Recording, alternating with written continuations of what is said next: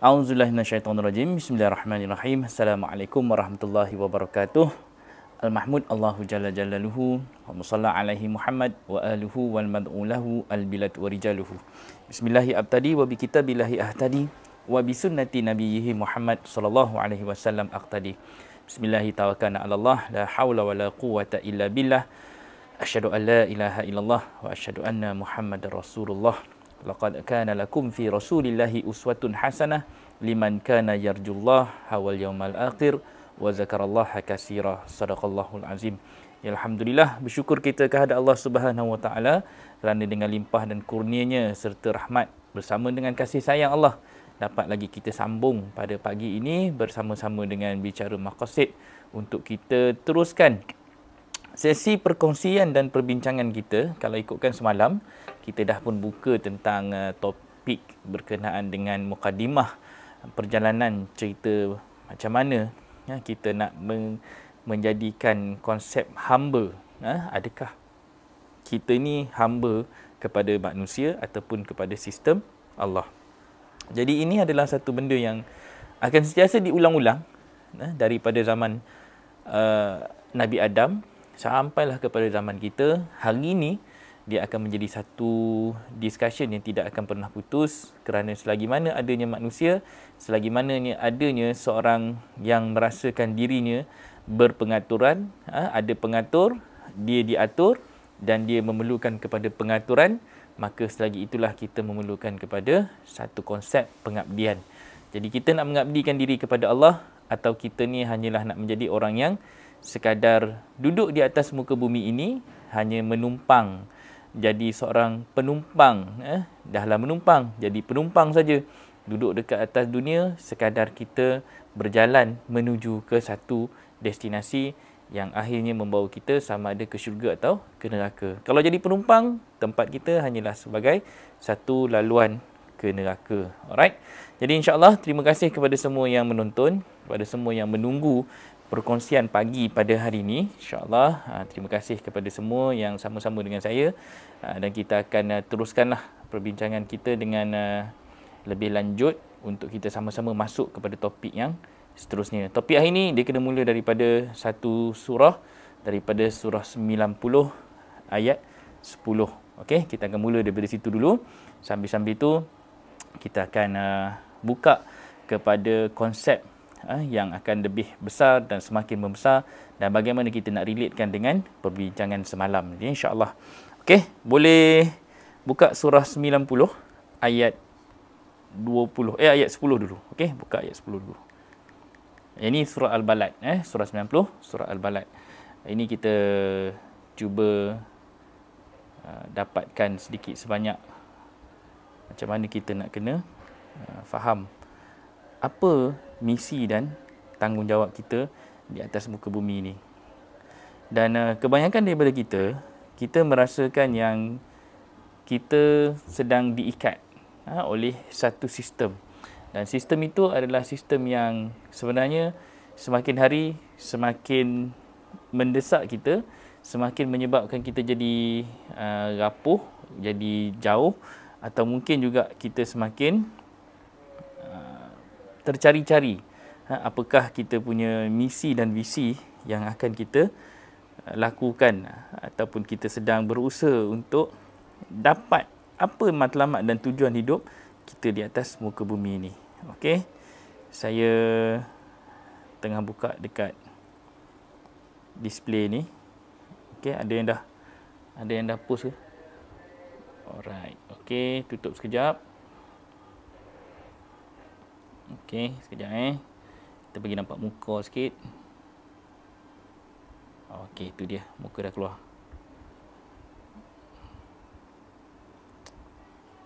Okey, baik. So, itu dia ayat yang ke-10. Wa hadainahun najdain, Allah kata. Dan kami memandunya dua jalan. Wa hadainahun najdain. Hada ni, okey, kalau macam ni saya rasa kita kena bagi nampak dalam bentuk ni lah. Kita tulis sikit. Okey. First, yang kita nak kena sama-sama baca dan kita nak kena kuasai sekarang ni adalah perkataan, ya. Dia bukan sekadar menjadi perkataan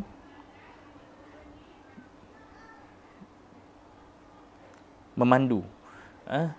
Ni daripada perkataan hudan. Hudan ini bermaksud petunjuk.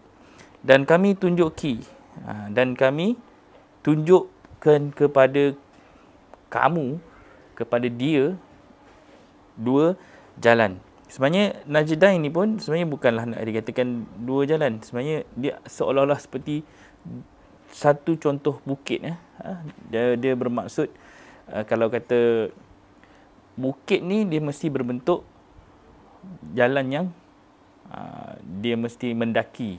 Dia konsep dia macam tu. Jadi dekat sini, apakah dua jalan itu? Barulah Allah sebut dalam ayat-ayat yang seterusnya. Dia nak nampakkan situasi sebenarnya.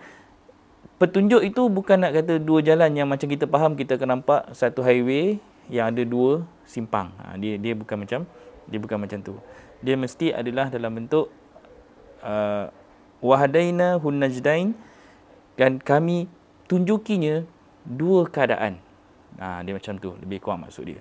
Falaq tahamal aqabah, maka tidak ia menempuh jalan yang mendaki. First situasinya adalah situasi mendaki. Kemudian situasi kedua, wama adra kamal aqabah, apakah pendakian itu? So sebenarnya pendakian yang kita nak lalui yang pertama sekali adalah ini. Situasi fakku raqabah, memerdekakan budak. So kita nak stop dekat ni dulu je. Kalau kita tengok dekat dalam pentafsiran yang lain, dinampakkan terjemahan fakku raqabah ini adalah bermaksud memerdekakan hamba. Dinampakkan begitu. Jadi di dalam harfiah ini diterjemahkan sebagai fakku raqabah, memerdekakan raqabah. Raqabah ni sebenarnya dia lebih kepada dekat bermaksud leher. Ni lebih kepada maksud leher. So contoh orang yang ni ada benda di leher dia. Ni kena ambil tali lembu tu, kena ikat dekat leher. Macam mana nak bebaskan dia? Sembelih dia. Maksud tu kita memerdekakan dia daripada dia menjadi hamba kepada tuan dia. Kan hamba lah, dia kena jadi daging dia, susu dia digunakan untuk membajak, digunakan dia untuk tujuan ternakan gembala. Okey. Jadi daripada itu, lembu ini dia akan free once dia dah dibebaskan. Tali itu dilepaskan, dibebas. Itu satu konsep. Satu lagi, apabila disembelih, maka dia akan bebas daripada menjadi mangsa ataupun tunggangan kepada tuan dia. So di situ kita nak kena baca. Macam mana kita nak memahami konsep apa yang Allah nak nampakkan kepada kita dari bentuk tersurat dan tersirat. Jadi di sini dua jalan. Kalau orang yang nak baca hari ini, dia memerdekakan hamba, kita akan semua akan cari mana ada hamba dah zaman sekarang ni. Konsep dia macam tu.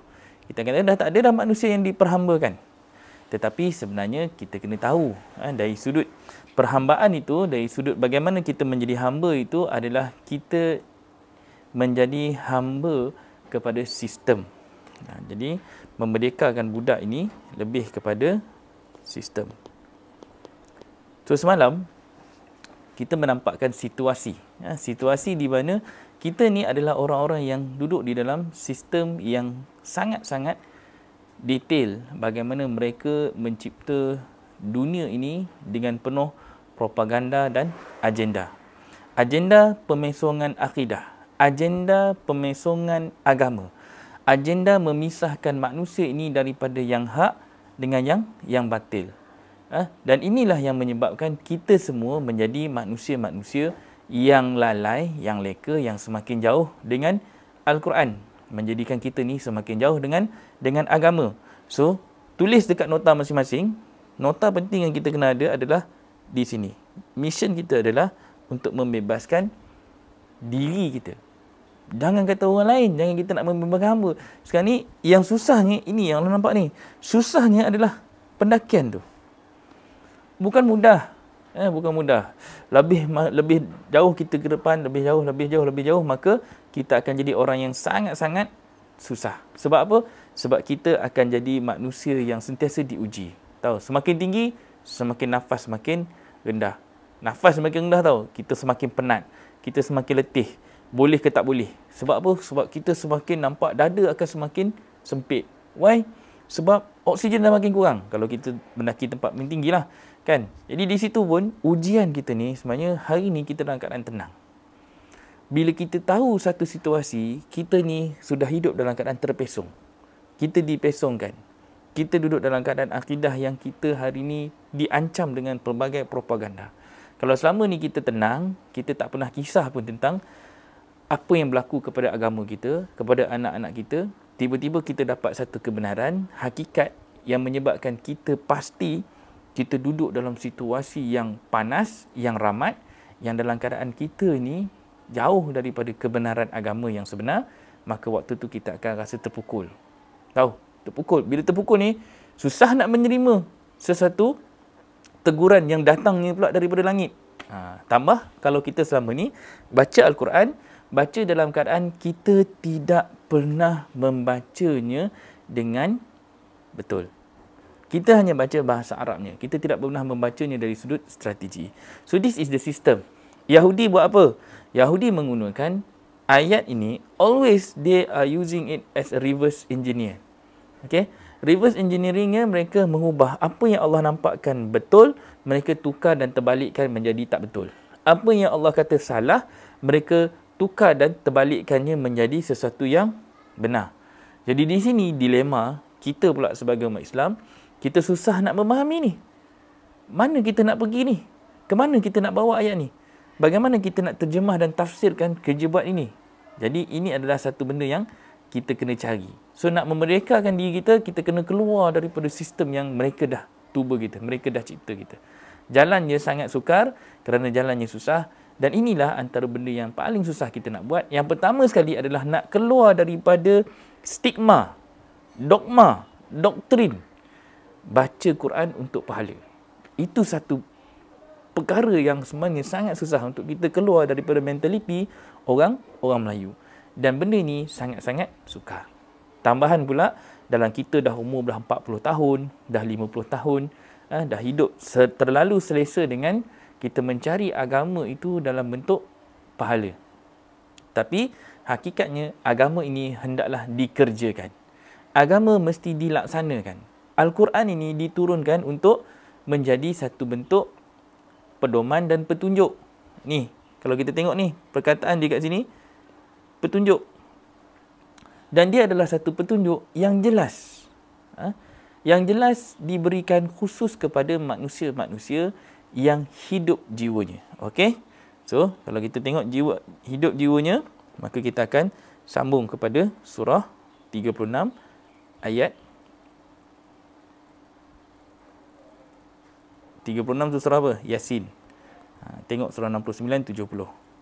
Okey, yang ni yang mana pergi umrah, yang mana alumni umrah, kebanyakannya semua dah biasa dengan ayat-ayat ni. Tapi tak apa, sebenarnya kita nak ulang balik. So bukan semalam, pagi tadi Kak Julia cakap apa? Kak Julia hari ni dia tak dapat join program hari ni. So dia akan tonton waktu dia free nantilah, dia ada meeting. Cuma dia awal-awal selalunya alumni umrah ni dia akan bagi tahu lah dia orang dapat join ke tak join ke. Kebanyakan semua dekat dalam ni pun ramainya daripada kalangan kita adalah alumni umrah. So di situ dia maklumkan, dia rasa apa? 55 episod, hari ni dah episod ke-55. Maksudnya dah lebih 50 episod. Dia adalah satu perkongsian yang dah kita cover, perkongsian alumni umrah yang kita dah buat hampir setahun. Tahu? Setahun punya cerita alumni umrah tu, kita dah compress on daily progress ni. Setiap hari kita buat program bicara maqasid ni, kita dah cover almost 1 year punya perkongsian dengan alumni umrah. Dan sebenarnya orang yang pergi umrah pun sebenarnya dia akan lebih faham. Sebab apa? Sebab benda ni ada ulangan. Ulangan yang kita sampaikan, yang kita nampakkan daripada teori kepada satu bentuk ada kesinambungan. Kalau kata nak dapat yang lebih jelas, kita kena pergi ke Mekah pula. Di Mekah nanti tu, kita akan nampak apa yang kita boleh faham dan kita boleh jelas daripada perkongsian-perkongsian yang ada kat sini. So kita bukan nak sekadar jadi orang yang baca semata-mata. Kita nak menggunakan Al-Quran ini sebagai manual. Dia adalah tongkat, dia adalah satu yang memberikan kita guidance bagaimana kita nak berjalan dalam keadaan kita buta untuk jadi orang yang celik. So Quran kalau kita selama ni membaca tidak pernah membuka mata kita, dia tidak bagi kita celik, then itu ada something wrong dengan apa yang berlaku dekat diri kita. Alright? So kita baca dekat sini. Wama dan tidak alamnahu kami mengajarkannya syi'ra. Syair wama dan tidak yanbaghilah layak baginya.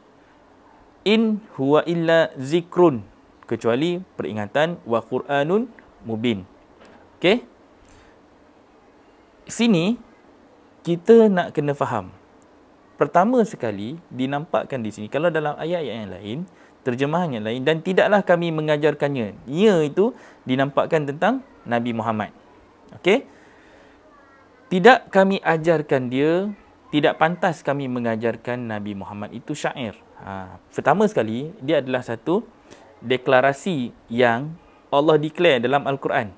Allah bagi tahu kami ni tak ajar Nabi Muhammad ni syair. Tu dulu. Okey, pegang syair. Apa tu syair? Syair ni bagi orang Melayu, syair ni consider sebagai sesuatu yang berlagu-lagu. Okey? Okey, so kita tengok dekat sini. Wama dan tidak. Ada orang pegang dan tidak ini hanya bermaksud satu perkataan yang menafikan. Dan tidak satu penafian. Tapi kalau kita ambil waw itu sebagai waw qasam, tahu apa itu beza waw qasam? Waw qasam ini adalah, ini dipanggil wawul qasam. Waw qasam ni adalah cerita sumpah. Allah sumpah. Contoh macam watin, demi tentang buah tin. Wadduha, demi cerita tentang waktu duha. Wasyams, cerita tentang demi matahari. Nak nampakkan macam tu. Jadi kalau Allah letakkan di situ satu sumpahan, okey, satu sumpahan yang menampakkan demi tidak. Alamnahu, kami mengajarkan dia dengan syair. So syair ini dikaitkan dengan satu bentuk lagu. So kita bukan nak baca Quran hanya semata-mata dengan lagu. Kita bukan nak baca dalam bentuk kita menyanyi, tahu, dengan menyanyi. Nyanyi ni kita baca, kita lebih fokus kepada menyanyi daripada makna. Nak dapatkan seni nyanyi itu lebih kita pentingkan daripada kita nak memahami apa mesej yang ada pada. Macam kita dengar lagu, kadang-kadang lagunya ada mesej, tetapi mesej itu tenggelam kerana kesedapan lagu tu. So di situ wama yang barilah dan tidak layak baginya. Bagi Nabi Muhammad itu tidak layak untuk dia membacakan ini dengan syair. So Quran ini kita kena faham. Quran adalah satu bentuk zikrun. Pertama, dia adalah satu bentuk zikir, dan kemudian dia adalah satu bentuk bacaan yang nyata. Ingat zikir dan bacaan yang jelas. So, jelas maksudnya kita baca, kita faham, kita baca, kita jelas, dan kita mampu untuk menjelaskan. Kita mampu untuk menyampaikan. Kita mampu untuk membainatkan. Bainat ini daripada perkataan mubin. Daripada mubin, ni daripada perkataan mubin ni, dia menjadi perkataan bainat. Bainat ini adalah satu bentuk penjelasan. Bainat itu satu bentuk pembuktian. So Quran ini dia bukan sekadar satu bentuk bacaan semata-mata, tetapi dia boleh membuktikan apa yang dalam teks itu sebenarnya ada dekat dalam muka bumi ini. Contohnya, macam Allah cerita tentang apa yang berlaku kepada Nabi terdahulu. Contoh kepada Nabi Nuh dan Nabi Lut. Masalah isteri-isteri yang derhaka, anak derhaka. Kalau zaman Nabi pun berlaku, zaman kita, jangan kita mimpi tak berlaku dengan kita. Kalau berlaku LGBT, awal-awal dulu dah ada LGBT. Zaman sekarang kita nampak real LGBT-nya. Betapa degilnya, betapa teruknya umat-umat kita once terkena penyakit LGBT ni. So ini adalah satu bentuk kata-kata Allah. Ya Allah bukan sekadar nak tulis, tetapi Allah bagi the fact benda tu depan mata kita. Alright, so kita kena tengok. Sebab tu Allah kata bumi dan langit dan seluruh alam ini, kejadian siang dan malam ini adalah sebagai satu pelajaran untuk manusia, li ulil albab, untuk orang-orang yang ni terbuka dadanya, hati ni yang jenis yang nak menerima ilmu. Hanya orang-orang yang ulil albab saja yang akan mendapat, mencapai atau mampu untuk menerima mesej yang Allah cuba berikan. Jadi Nabi kalau kata dia bertahanut selama 3 tahun itu, bukan Nabi saja-saja duduk 3 tahun. Tetapi Nabi mengambil masa untuk dia membaca tanda-tanda, dia melihat apa yang ada depan mata dia dengan apa yang ada di dalam mesej yang ada dalam kitab-kitab terdahulu, tapi tidak berlaku dalam kalangan manusianya. Sama dengan Al-Quran hari ini. Quran kita hari ini, kita baca Quran, tetapi kita tidak gunakan Quran ini sebagai satu sumber untuk kita menilai. Apa yang manusia tengah buat depan mata kita dengan apa yang kita buat hari ini, tak sama. Contoh, kalau Allah dah kata haram riba, depan mata kita riba itu masih lagi manusia bertoleransi. Kan? Manusia tidak memerangi. Sedangkan Allah melancarkan perang kepada orang yang melakukan riba. Jadi siapa yang ambil riba, sebenarnya dia sedang berperang dengan siapa? Bukan berperang dengan manusia saja. Dia sedang berperang dengan Allah. Jadi di situ, kita pula baca Quran ayat riba, kita boleh lagukan ayat riba tu tanpa rasa bersalah dan kita pula ambil riba. Bab tu, kita kena rasa berdosa lah. Sebab tanpa rasa salah, kita sedap baca Quran, tapi kita tak sedar Allah sedang memurkai kita. Tu Allah murka. Tu ghairil maghdub. Allah kata apa? Golongan-golongan yang dimaghdub. Maghdub ini maksudnya dimurkai. Kita tak sedar tu. Kita duk baca Fatihah, kita duk baca surah Fatihah dalam kita solat 17 kali sehari, tanpa kita sangka Allah sedang memurkai tindakan-tindakan kita. Tahu? Selagi mana kita duduk dalam keadaan kita menanggung riba, selagi itu Allah sedang memusuhi kita. Kita bermusuh dengan Allah.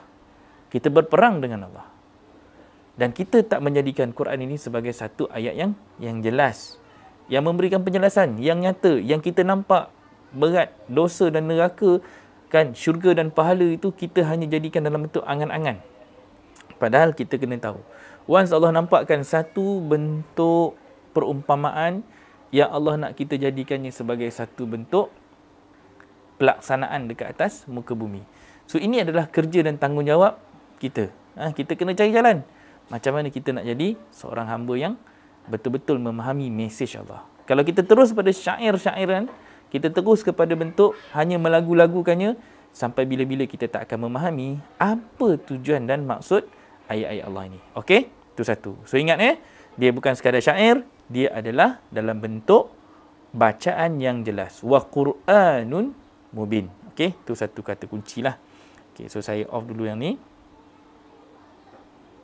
Okey, kita pergi ke ayat 70. So apa cerita 70? Allah kata, liyunzira, dia supaya memberi peringatan, man, orang-orang kana adalah hayyan, hidup, wa yahiqqa, dan pasti berlaku khawlu alal kafirin. Perkataan khaul ini ketetapan alal kafirin, atas orang-orang yang ingkar. Okey, so kat sini kita kena ambil sikit. So Allah kata di sini satu benda yang jelas kita kena faham, dia adalah satu bentuk peringatan. So di sini pun satu zikir, betul? Tapi di sini adalah satu bentuk kita memberi peringatan. Di sini kita jadi nazir. Ni kalau siapa jadi cikgu, nazir ni zaman-zaman jadi cikgu ni, nazir mesti datang untuk apa? Untuk pantau. pantau dan tengok progres. Macam mana kita menyampaikan ilmu, macam mana kita deliver message. Adakah betul? Adakah budak-budak faham? Adakah masyarakat faham ke tidak? So, kita zaman kita hari ni, mak bapak tak jadi nazir. Mak bapak dalam rumah ada Quran. Kat sekolah anak belajar Quran. Dalam rumah, mak bapak tidak menjadi nazir. Nazir untuk memastikan apa yang anak dapat di sekolah tetapi dihidupkan dalam rumah.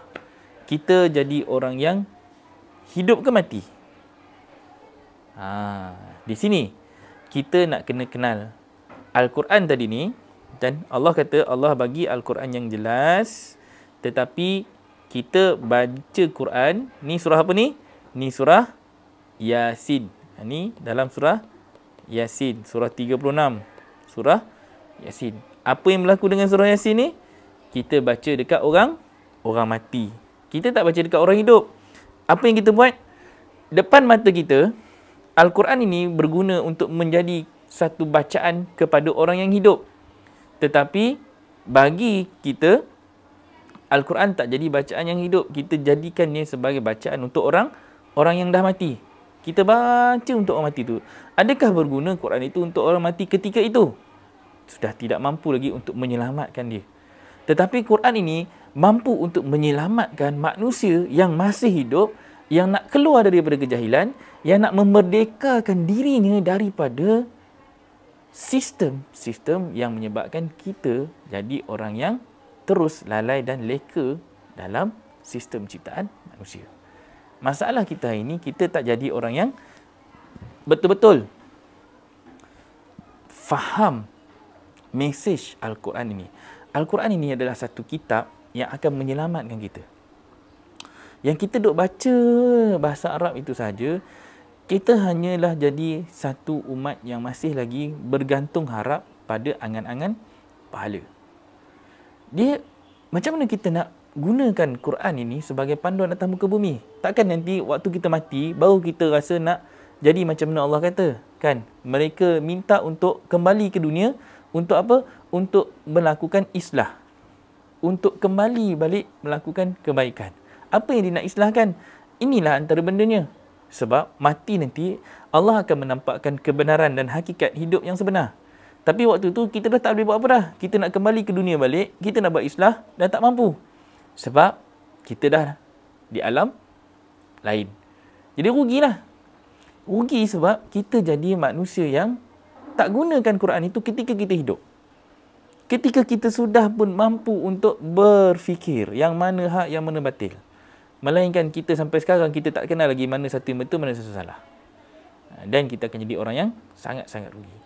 So sekarang, ambil peluang ni untuk kita tahu. Wahadaina hunajdain.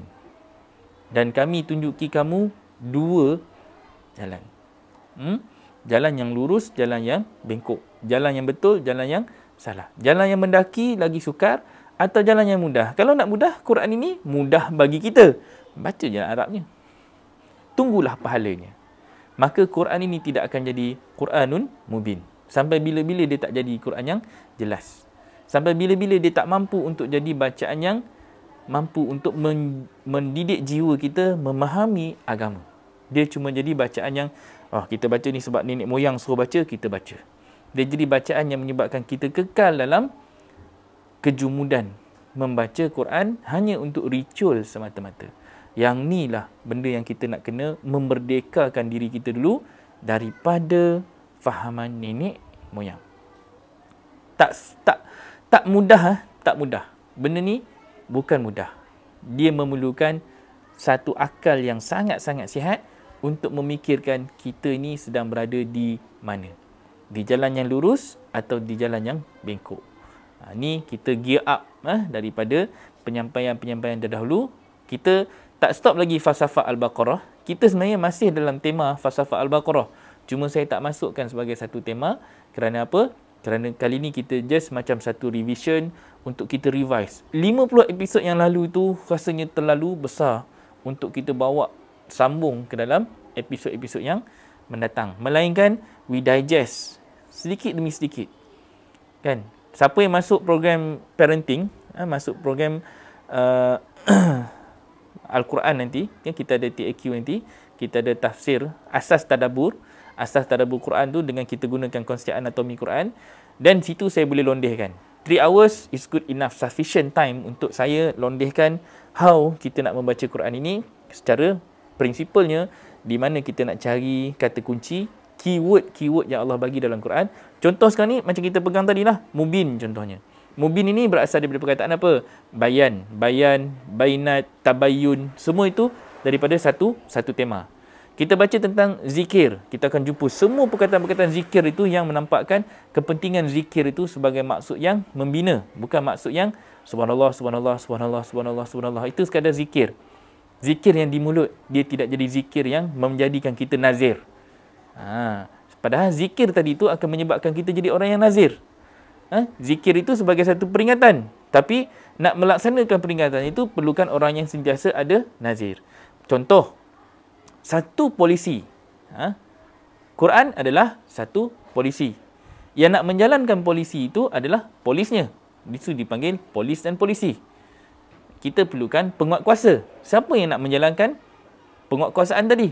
Mestilah penguatkuasa yang betul-betul memahami apa perintah-perintah yang ada dalam Al-Quran. All those policies yang nak kita jadikan sebagai satu rules, boundaries and limitation dalam kita melaksanakan hukum-hukum hakam kita di atas muka bumi ini. So, banyak kerja tak? Banyak kerja. Alright? Okey, Anas ada tanya soalan. Ustaz, jika syair dalam ayat ini membawa maksud lagu, maknanya bacaan yang dibaca dengan gaya syair, macam taranum ke bacaan yang terlalu berlagu, bagaimana kedudukannya? Atau ayat ini bermaksud Allah tidak mengajar Nabi syair semata-mata? Okey, pertama sekali, Allah tidak mengajarkan Nabi syair semata-mata, itu satu poin. Dan kita kena faham, kalaulah syair itu dia adalah satu maksud yang kaedahnya kena baca dalam keadaan lagu-lagu. Itu. Jadi Nabi ni, masalah zaman Arab jahiliah, mereka ni suka syair. Dia kena ambil dari bentuk satu bentuk keadaan. Dipanggil waqi'. Ini dipanggil fiqh waqi'. Fiqh reality.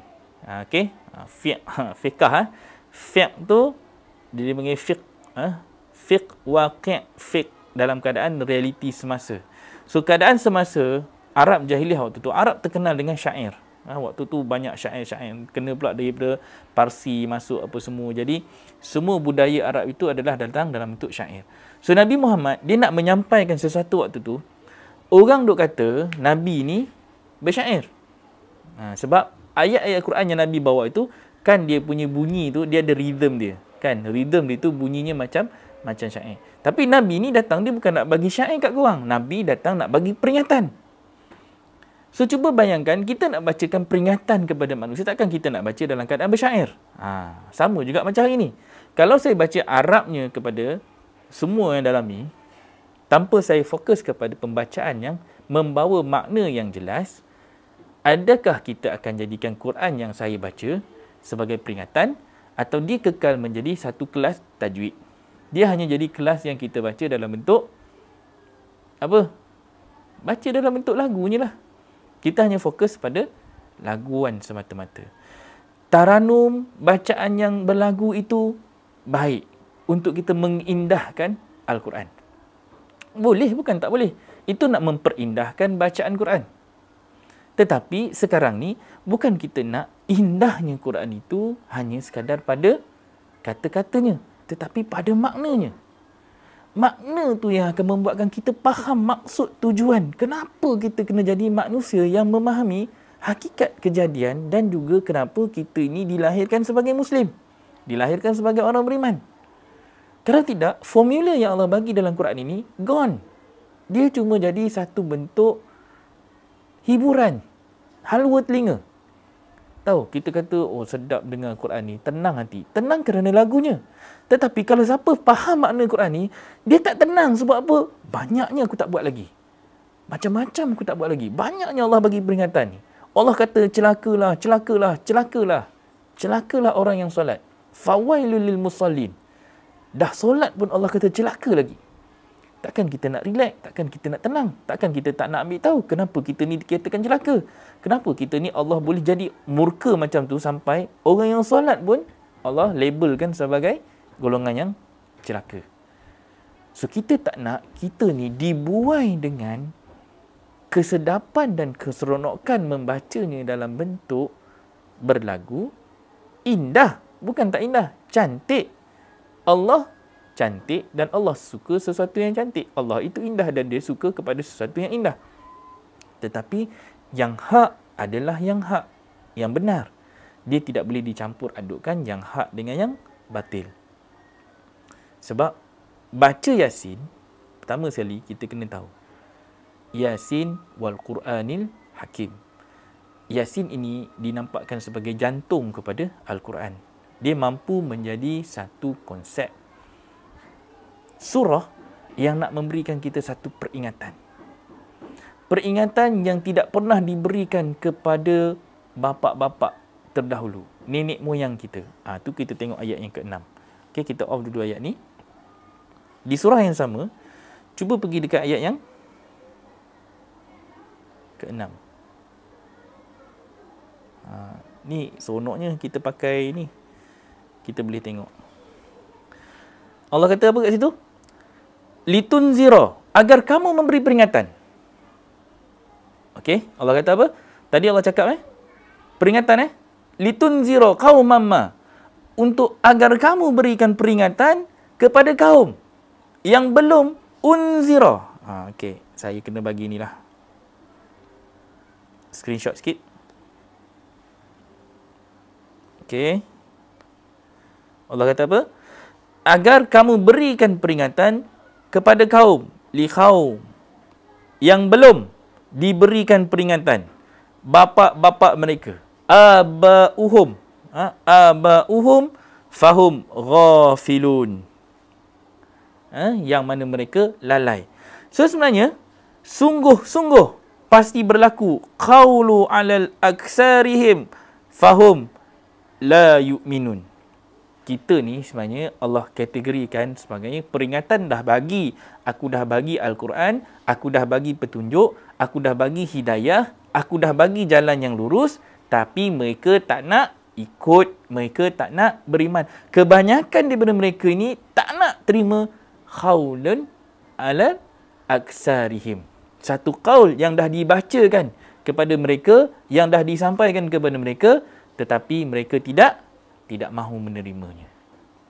So ini orang-orang yang kita jadi pada hari ini. Apa?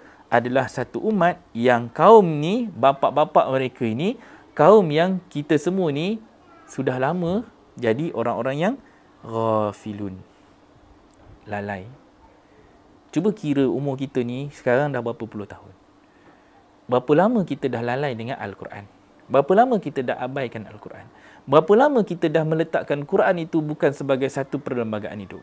Bagaimana kita dah lama meninggalkan Quran ini jauh daripada Quranul Mubin, satu bacaan yang jelas. Atau kita hanya jadi umat yang bersangka-sangka, aku dah buat yang betul, aku dah jadi orang yang beriman, aku dah ikut apa yang Allah cakap, aku dah buat apa yang Allah suruh. Yakin ke ataupun kita jadi orang yang hanya bersangka-sangka? Okey? Itu satu. Kita tengok satu surah lain. Okey? Cuba pergi surah Al-Furqan. Kenapa saya suka sangat surah Al-Furqan ni? Ni Furqan ni cerita tentang macam mana kita nak membezakan yang hak dengan yang batil. Cuba kita tengok ayat 30, 32. Ini sedap ni bila macam ni kita boleh petik ayat. Kalau dulu susah nak petik-petik ayat. Okey? Kita baca sebagai petikan. Okey, kita tengok ayat 30 dulu. Ni 30. Allah kata apa? Tengok ayat 30. Okey.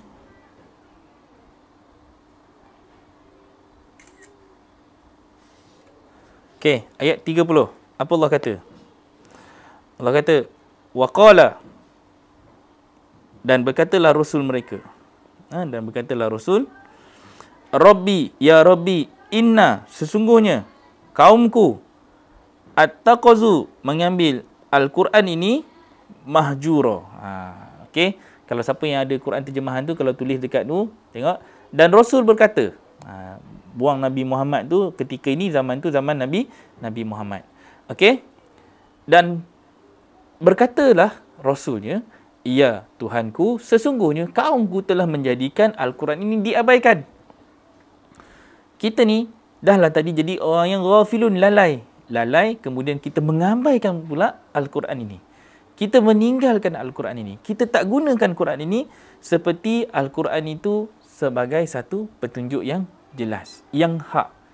Kebenaran yang sepatutnya menjadikan kita ini hamba yang sepatutnya menggunakan Quran sebagai petunjuk sepanjang zaman. Kita gunakan Quran ini sebagai satu bentuk ritual waktu kita perlukan Quran ini dalam majlis-majlis tertentu.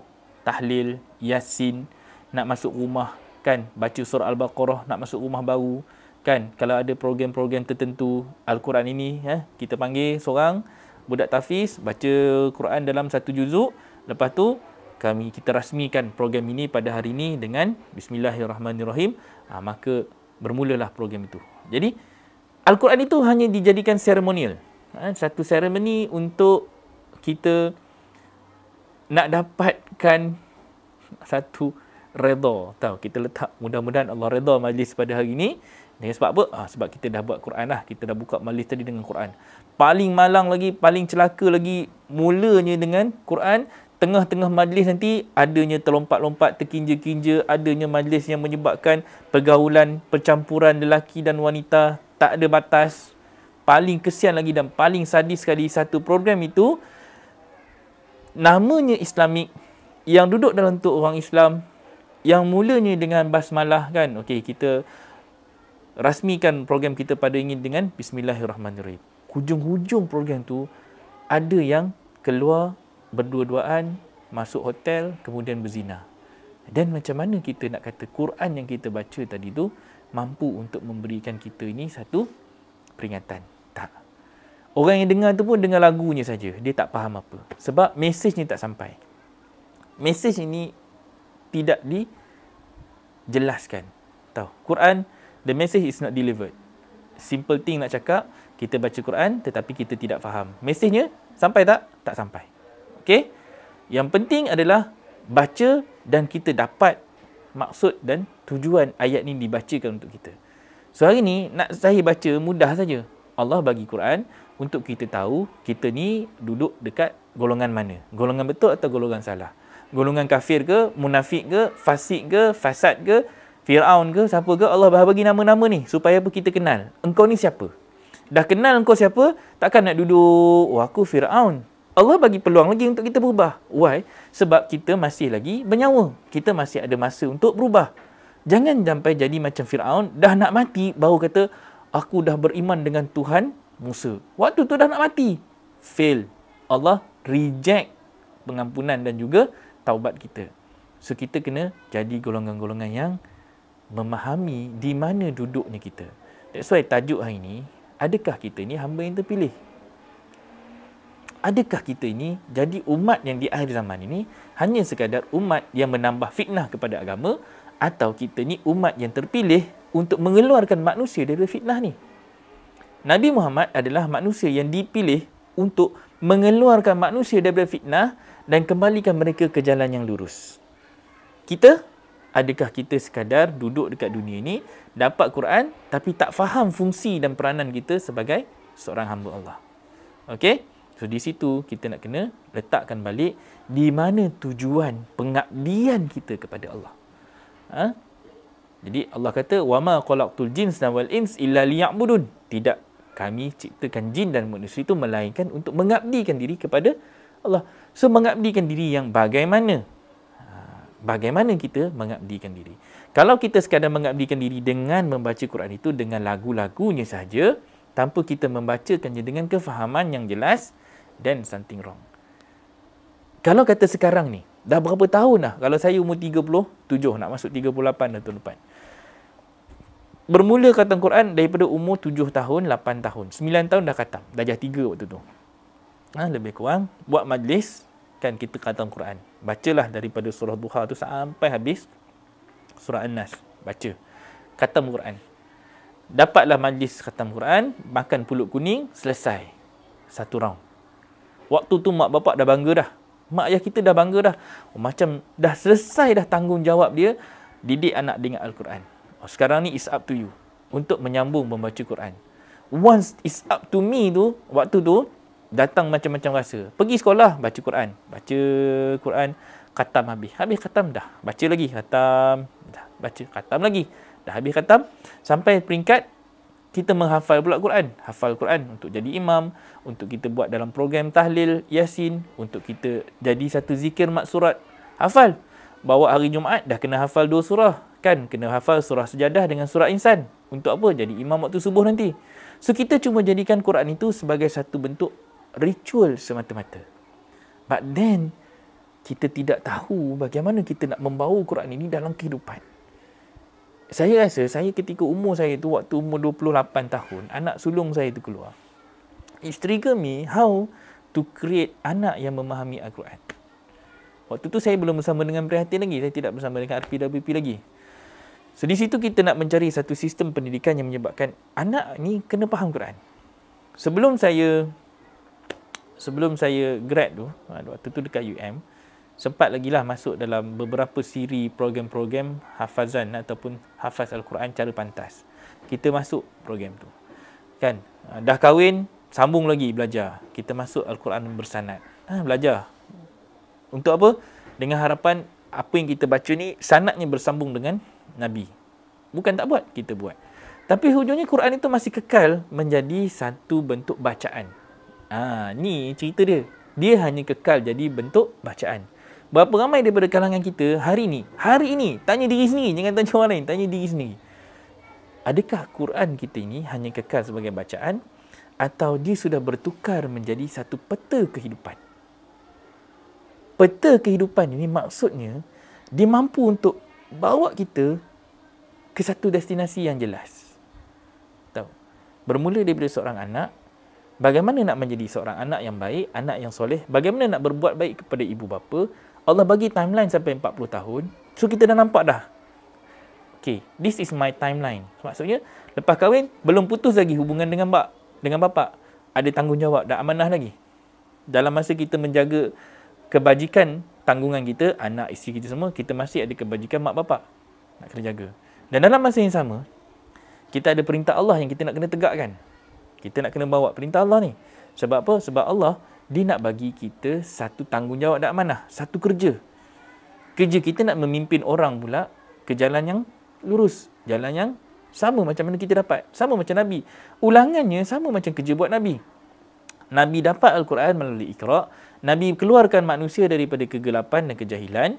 Nabi bantu mereka establish satu bentuk pengabdian. Satu tempat. Okey, dah buat Madinah. Kita bangunkan Madinah. Kita jadikannya sebagai satu tapak untuk kita mengabdikan diri kepada Allah dan kita expand kefahaman agama ini untuk manusia lain mendapat rahmat dan nikmat Quran ini untuk mereka apply dan akhirnya mereka juga menjadi sebahagian daripada orang-orang yang beriman lalu menjadi golongan-golongan yang kekal di jalan yang lurus. So, kita ni pula setelah 1400 tahun lamanya, setelah 1400 tahun lamanya, kita hari ini kita nak menjadi golongan-golongan yang menyambung tanggungjawab dan juga peranan orang-orang yang terdahulu. Okey, kita bersambung. Ulama adalah pewaris Nabi. Okey, jelas. Ulama itu adalah pewaris Nabi. So, yang mewarisi ni adalah orang-orang yang alim. Orang-orang yang alim. Kata kuncinya, orang-orang yang alim. Orang-orang, ramai, bukan seorang, ramai. So, kita kena tahu, kita kena jadi sebahagian daripada jemaah orang-orang yang alim. Kalau kita tak termasuk dalam jemaah orang-orang yang alim itu, maka kita akan jadi golongan-golongan yang mengikuti jemaah orang-orang yang alim. So, ada golongan yang menjadi awalul muslimin dan minal muslimin. Kalau kita jadi orang yang hanya ikut, kita jadi golongan yang minal. Kita tak jadi orang yang bersama dalam golongan yang pertama tadi. Okay? So, kena tahu beza. Adakah kita ini hanya nak jadi pengikut?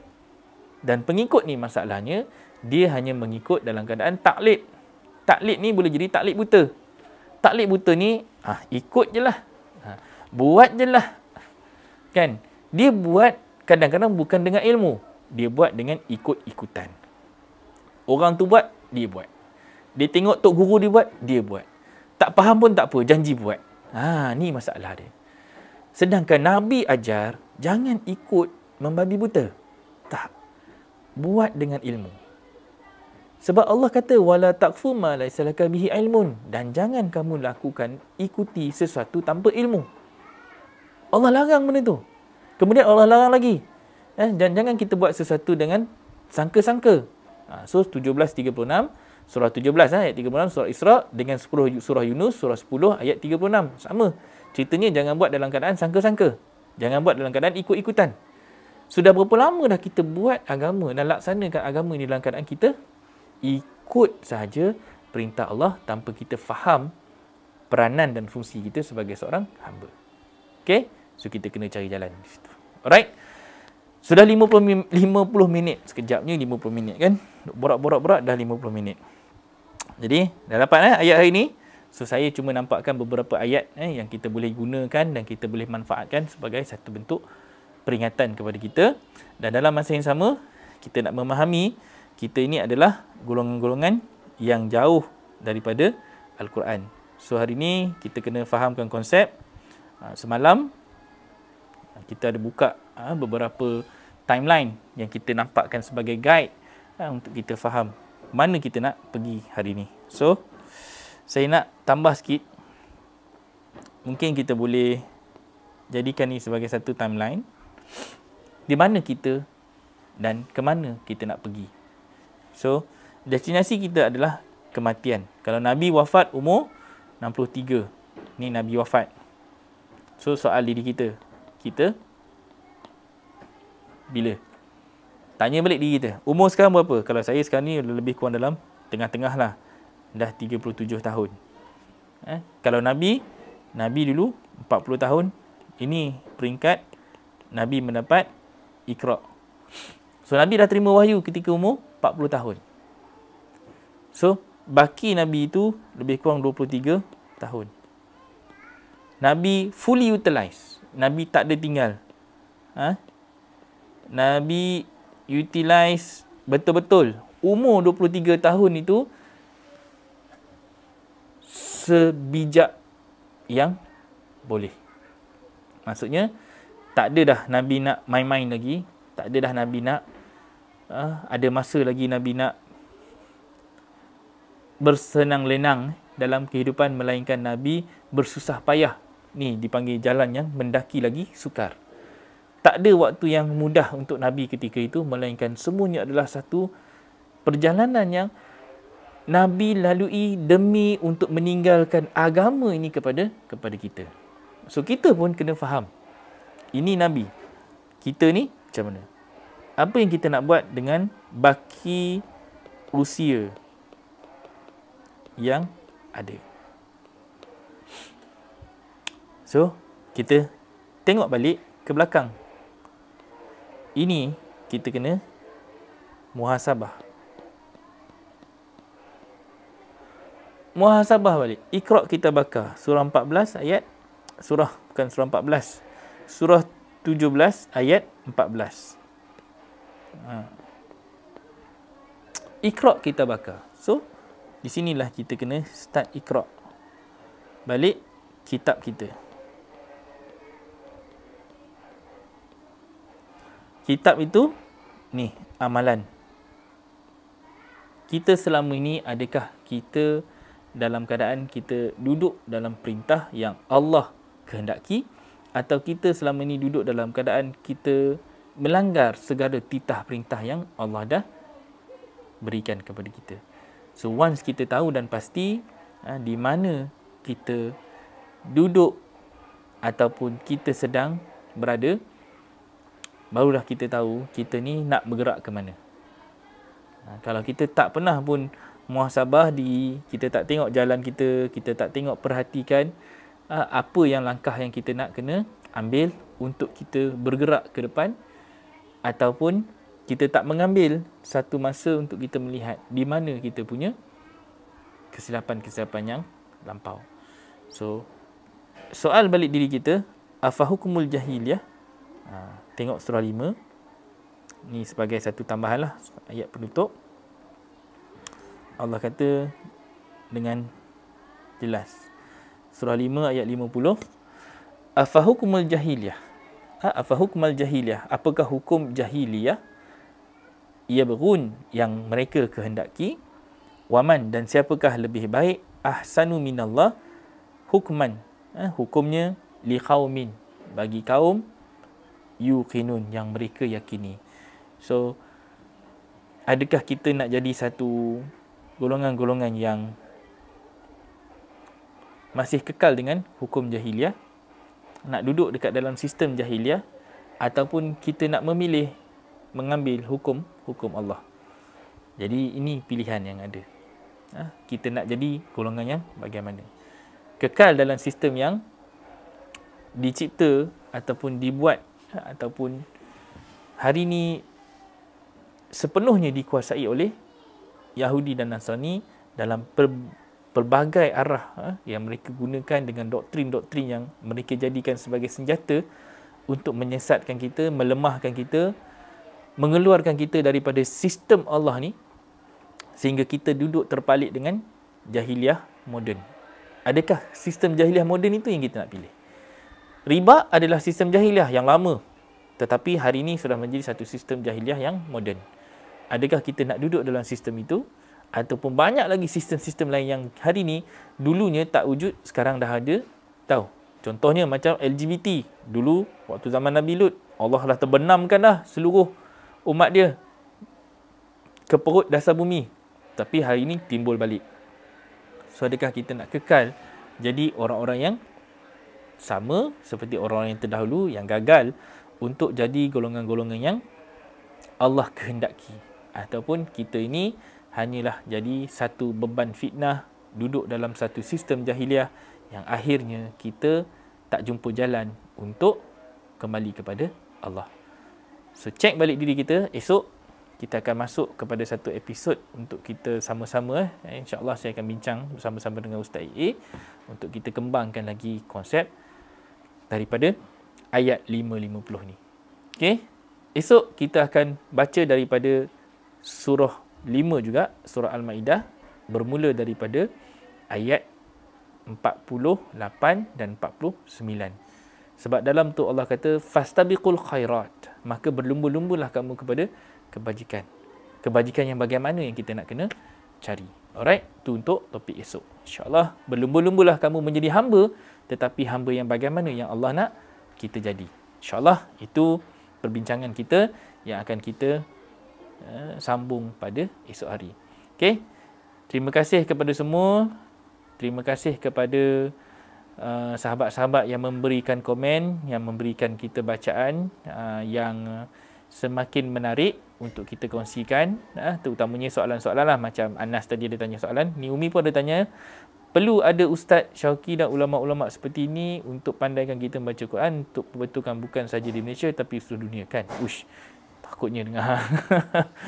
Jadi sebenarnya ini amanah kita semua, bukan kena ada saya dan ulama-ulamanya saja, tetapi Al-Quran ini adalah satu bentuk personalization kepada kita. Allah bagi untuk seluruh alam. Allah bagi kepada Nabi Muhammad dan Nabi Muhammad sampaikan kepada kita. Dan Nabi cakap apa? Aku tinggalkan kepada kamu kitab dengan sunnah ini yang kalau kau pegang betul-betul kau tak akan sesat selama-lamanya. So kalau kau pegang betul-betul ni kau tak akan lari.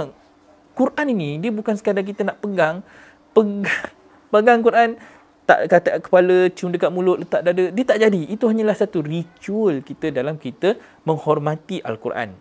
Tapi sebenarnya pegang teguh Quran itu di dada kita. Buat apa pun, Quran adalah pedoman. Ultimate aim kita bagaimana kita nak menyenangkan pencipta kita. Allah kata A, kita buat A. Allah kata B, kita buat B. Allah kata dalam Quran A dah dia. Allah laranglah. Itulah larangan yang kita berpegang teguh. Kita tak ada nak memandai-mandai. Kita nak terjebak dan menjebakkan diri kita suka-suka hati masuk dekat dalam tu. So, kena cari jalan bagaimana untuk kita jadi satu umat yang jelas kefahaman kita dan kita memahami hakikat bahawa sebenarnya Allah sudah bagi kat kita petunjuk, Allah dah bagi kat kita pedoman, Allah dah bagi kat kita satu silibus pendidikan. Cumanya kita tidak memahami sahaja bagaimana nak membaca peta ni sebagai jalan untuk kita melangkah kepada Allah.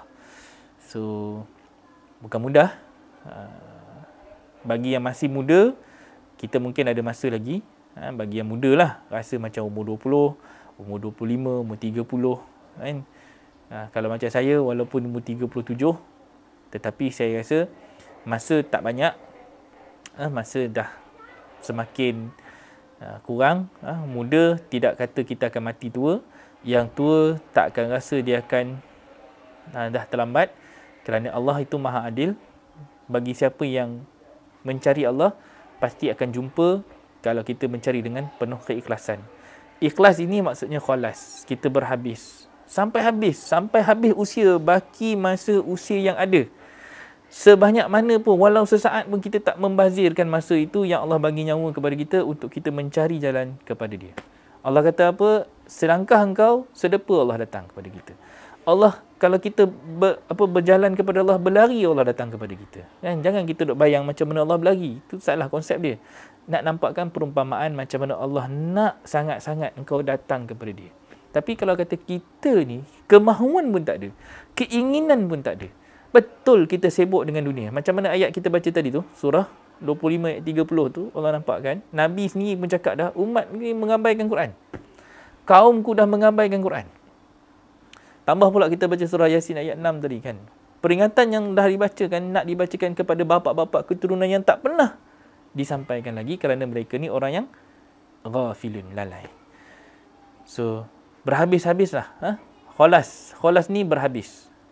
Kan kalau kita pergi Arab, umrah, khalas, ma fi muskil. Apa Arab tu cakap kan? Tak ada hal, no problem. Maksudnya, khalas ni dah settle. Settle ni, kita dah tak ada apa-apa dah. Dah tak ada baki dah maksudnya. Tahu, tak ada baki. Tak ada baki, maksudnya tak simpan apa-apa. Bagi habis. Ini masih reserve. Masalahnya masih reserve. Nak Allah, tapi itulah yang Allah kata celaka tu. Kan? Saya nak sangat belajar, tapi ada tapi. Tu reserve lagi. Kan? Saya nak hijrah, tapi saya nak pakai tudung labuh, tapi banyaklah tapi tu kan. So faham sendirilah. Okey? So kita nak kalau boleh biarlah kita buat firm, tapi itu bukan tak boleh guna, boleh guna. Akan tetapi mengikut keadaan dan situasi, macam mana kita nak meletakkan realiti waktu itu bersesuaian dengan alasan yang kita nak pakai.